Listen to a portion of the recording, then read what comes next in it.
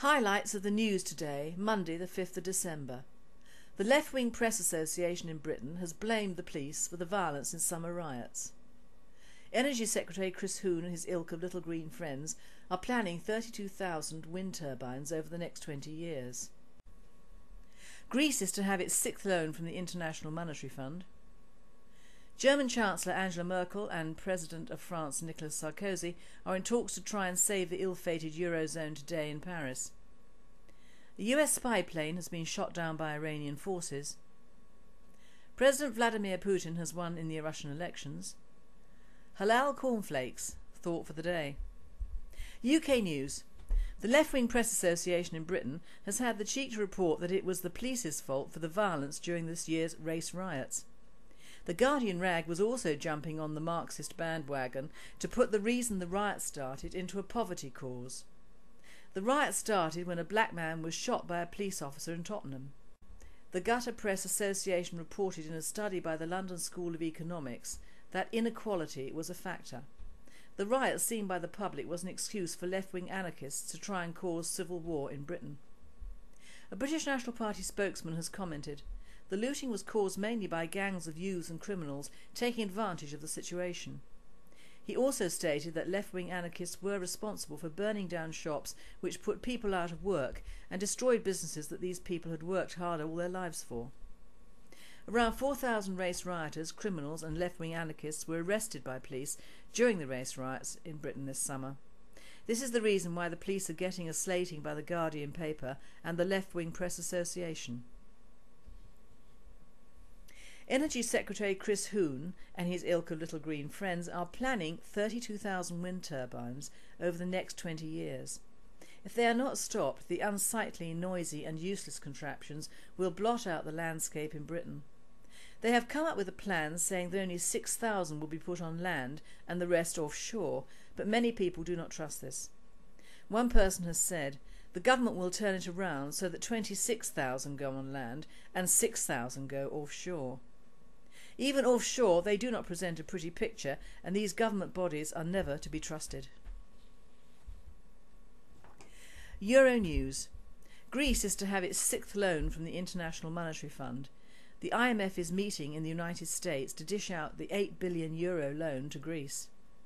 Representatives from the European Central Bank, the IMF and the Euro Commission will be sent to Athens to check on the progress of what it calls more fiscal help. Greek government officials will then be in talks with them over the future planned bailout of $130 billion to save Greece.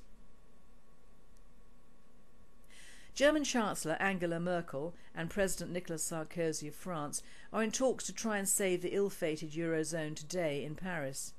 The pair are trying to sort out their differences before Thursday's meeting in Brussels to impress the other heads of the Eurozone countries. Merkel and Sarkozy are trying to align their positions on centralising the Eurozone budgets. World news. A US spy plane has been shot down by Iranian forces, it has been reported. The unmanned drone was flying over Iranian airspace earlier today when orders came to shoot it out of the sky. Pakistan is kicking out the United States airbase used by the drone aircraft that killed 24 Pakistani guardsmen. This move is by the Pakistani government in Jalalabad after the recent killing of 24 Pakistani guardsmen. The airbase, which is said to be run by the CIA, has been used in the attacks against Al-Qaeda, has never been admitted by the United States. The Pakistani government has given the United States 2 weeks to clear out of its other base in Shamsi. Pakistan has closed down its supply lines into Afghanistan to help NATO. It is a big blow for the troops who need supplies in Afghanistan, one spokesperson has commented. Islamists were burning American flags in the streets after the attack by the CIA-run drone attack. President Vladimir Putin has won in the Russian elections. Although the Russian president received the majority, the United Russia Party lost about 77 seats to its opposition. Reports on the first round of the elections in Egypt placed the Islamists in the lead. Some Egyptians have stated that the Muslim Brotherhood would be a disaster for the youth of Egypt, who do not want to see the hardline Islamists in control of the government. Thought for the day. Well, Christmas is nearly upon us, despite the fact that our Asian southeastern news presenter called it the festive season, and the actual report on it was done by the only European reporter I have seen on the TV for the last few weeks. My thoughts turn to food, turkey being the main one, and of course the problem we have in this country of the halal encroachment into our traditional Christmas fare. Now, as a Christian, albeit not a very church-going one, I resent having to buy halal poultry when it goes against all my principles for animal slaughter and my Christian heritage. Why should this very nasty form of producing meat and poultry be, in some cases, the only option which is on sale in our supermarkets, usually, in fact every time, unlabelled, taking away my human rights of choice? Kosher killing has been allowed in this country for many years, well before we had the Asian colonisation, and very few people thought anything about it, because for the main part only people of the Jewish persuasion had the option to buy this meat. Now we have Muslim colonisation, we, our children and our grandchildren, are gradually being forced to accept that this sort of methodology is acceptable. It is not, and although comparisons are odious, in kosher killing the animal is still unstunned. It is taken into a private room with a butcher who has been trained for 8 years, a quick prayer is said and the animal has its throat cut. It is lying down and alone, and although not pleasant, it is more humane than the room full of screaming animals hung up by their feet with blood gushing out, and so-called butchers who do not have any form of training at all.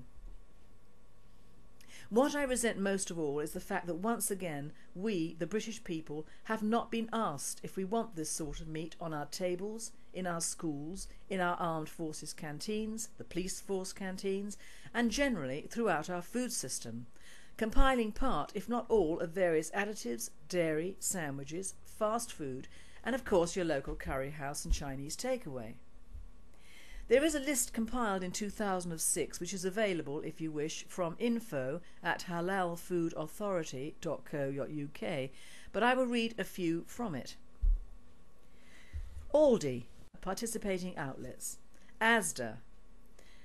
The Bombay Halwa Limited manufacturers also are suppliers of airlines and flight catering services. Burton's Food Rolls. Cookies, chocolate digestives and jammy dodgers. Dairy Crest Limited produces of Clover Country Life spread and a variety of butters. Producers and suppliers of crystalline fructose. Gerber Products. GlaxoSmithKline malted food drinks. Grosvenor Fresh Foods. Suppliers to schools, hospitals and prisons. Kellogg's Supply Services. McCain Foods, distributors of specialty chips and fries. Sainsbury PLC, participating stores only. Unilever Best Foods Limited producers. Welsh Country Foods. Whitworth's processors of dried fruit lentils. This list is well out of date now, only in the sense that more companies have been added in the time frame, and even in Sunday's newspapers we are going to have halal Kellogg's cornflakes. I have never seen the kashrut kosher symbol on anything so mainstream, and I for one will be asking where my turkey comes from and how this Christmas. It takes a few of us with a few questions, or to boycott the shops and food outlets where they sell halal meats, to make a difference. Hit these traitors in the purse and they will soon give us, the people, a choice. When the British National Party are in power, we will get all halal killing, whether in-house or exporting our animals for this purpose, totally banned, and hope that Europe follows suit in doing so.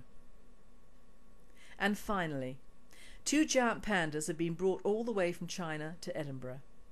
Pandas have not been imported into Britain for 19 years, one spokesperson has said.